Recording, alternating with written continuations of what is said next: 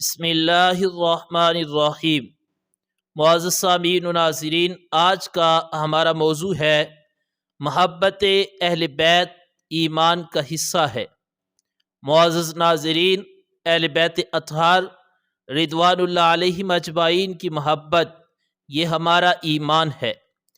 محبت اہل بیت اطہار رضوان اللہ علیہم اجمعین کے بغیر نہ نماز قبول، نہ روزہ قبول، نہ زکوٰۃ قبول، نہ حج قبول، نہ ہی کوئی عبادت قبول ہوتی ہے۔ اگر دل کے اندر اہل بیت کا بغض ہو تو بندہ سمجھے کہ میں یہ عبادات کر کے جنت میں داخل ہو جاؤں گا، تو ہرگز ایسا نہیں ہے۔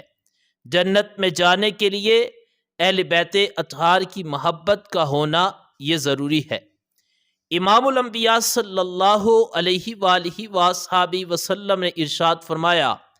میرے محبوب فرماتے ہیں کہ میں تم میں دو چیزیں چھوڑ کر جا رہا ہوں، جب تک میری امت ان دو چیزوں سے وابستہ رہے گی، ان دو چیزوں کے ساتھ جڑی رہے گی اور ان دو چیزوں کو مضبوطی کے ساتھ تھامے رکھے گی، اس وقت تک میری امت گمراہ نہیں ہوگی۔ عرض کی محبوب وہ کون سی دو چیزیں ہیں کہ جن دو چیزوں کی وجہ سے آپ کی امت گمراہ نہیں ہوگی، وہ ہدایت پا جائے گی؟ تو میرے اور آپ کے کریم محبوب علیہ السلام نے فرمایا، ایک ہے کتاب اللہ، اللہ تعالیٰ کی کتاب قرآن مجید، اور دوسری ہے میری اہل بیت اطہار۔ یعنی اب پہلی چیز کو اگر بندہ چھوڑ دے اور دوسری کا دعویٰ کرے تو پھر بھی کامیاب نہیں، اور اگر دوسری کا دعویٰ کرے پہلی کو چھوڑ دے، پہلی کو چھوڑ دے دوسری کا دعویٰ کرے تو پھر بھی کامیاب نہیں۔ کامیابی کے لیے، گمراہی سے بچنے کے لیے، ہدایت پانے کے لیے، جنت میں جانے کے لیے، جہنم سے بچنے کے لیے دونوں کا ہونا ضروری ہے کہ کتاب اللہ سے محبت اور کتاب اللہ کے ساتھ جڑ جانا، اور اللہ تعالیٰ کے پیارے محبوب علیہ السلام کی اہل بیت اطہار سے محبت اور حضور کی اہل بیت اطہار سے جڑ جانا، اسی میں کامیابی ہے اور اسی میں نجات ہے، اور یہی صراط مستقیم ہے، اور یہی ایسا طریقہ ہے کہ جس کو اپنا کر بندہ جنت میں داخل ہو سکتا ہے۔ پھر حضور علیہ السلام نے فرمایا کہ میری اہل بیت اطہار کی مثال کشتی نوح کی طرح ہے، جو کشتی نوح میں سوار ہو گئے وہ نجات پا گئے، اور جو نہ ہوئے وہ برباد ہو گئے۔ اسی طرح جو اہل بیت اطہار کے دامن سے وابستہ ہو گیا اور جس نے اپنے دل کے اندر محبت اہل بیت کو بسا لیا، فرمایا وہ نجات پا جائے گا، اور جو اہل بیت اطہار سے بغض رکھے گا، فرمایا وہ تباہ و برباد ہو جائے گا۔ معزز سامعین و ناظرین، ضرورت اس امر کی ہے کہ ہم اہل بیت اطہار سے محبت کریں، اپنی اولادوں کو ان کی محبت کا درس دیں، کیونکہ حضور علیہ السلام نے ارشاد فرمایا اللہ تعالیٰ سے محبت کرو، کیونکہ اللہ تعالیٰ تمہیں رزق عطا فرماتا ہے۔ پھر فرمایا رب کی محبت کی وجہ سے میرے ساتھ بھی محبت کرو۔ پھر محبوب فرماتے ہیں میری محبت کی وجہ سے میری اہل بیت اطہار کے ساتھ محبت کرو۔ یعنی اللہ تعالیٰ کی محبت کہ وہ رزق دیتا ہے، اور حضور سے محبت کہ حضور علیہ السلام سے اللہ کی وجہ سے محبت، اور پھر حضور فرماتے ہیں میری اہل بیت سے محبت میری وجہ سے کرو۔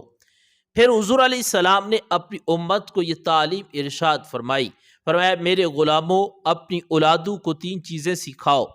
ایک اللہ تعالیٰ کی محبت، اور دوسرا فرمایا میری محبت، اور تیسرا فرمایا میری اہل بیت اطہار کی محبت۔ اور ایک روایت میں ہے کہ حضور نے فرمایا اپنی اولادوں کو اللہ کی کتاب قرآن مجید کی محبت سکھاؤ، اپنی اولادوں کو میری محبت سکھاؤ، اور اپنی اولادوں کو میرے اہل بیت اطہار کی محبت سکھاؤ۔ اب جب اولادوں کو اہل بیت اطہار کی محبت سکھائی جائے گی، اس کا فائدہ کیا ہوگا؟ اس کا فائدہ یہ ہوگا کہ وہ اولادیں آپ کی بھی فرما بردار ہوں گی، ان کی تربیت اچھی ہوگی، پھر آپ کا بیٹا جو ہے وہ اپنا آئیڈیل سید الشہداء جناب سیدنا امام حسین رضی اللہ تعالیٰ عنہ کو سمجھے گا، وہ ان کی زندگی کو پڑھے گا، ان کی سیرت کو پڑھے گا، ان کے فضائل کو پڑھے گا،